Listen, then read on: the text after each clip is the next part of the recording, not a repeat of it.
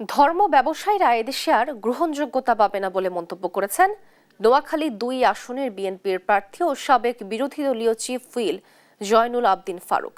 রোববার রাতে নোয়াখালী আইনজীবী সমিতি মিলনায়তনে মতবিনিময় সভায় কথা বলেন তিনি। বলেন, বিএনপি ক্ষমতায় গেলে নতুন বাংলাদেশ করবে। অনুষ্ঠানে বিএনপির ভাইস চেয়ারম্যান মোহাম্মদ শাহজাহান বলেন, খালেদা জিয়ার আদর্শ ধারণ করে এগিয়ে যাবে বিএনপি। এ সময় নোয়াখালী ৫ আসনে বিএনপির প্রার্থী ফখরুল ইসলাম, জেলা বিএনপির আহ্বায়ক মাহবুবুল আলমগীর আলো ও সদস্য সচিব হারুনুর রশিদ আজাদ সহ স্থানীয় নেতাকর্মীরা উপস্থিত ছিলেন।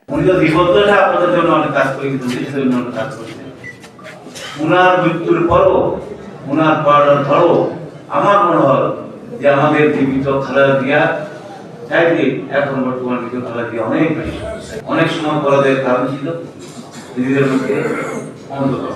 আমার মনে হয় বিভ্রান্তির কোনো কারণ নেই, নিজেদের মধ্যে অন্ধকারের কোনো কারণ।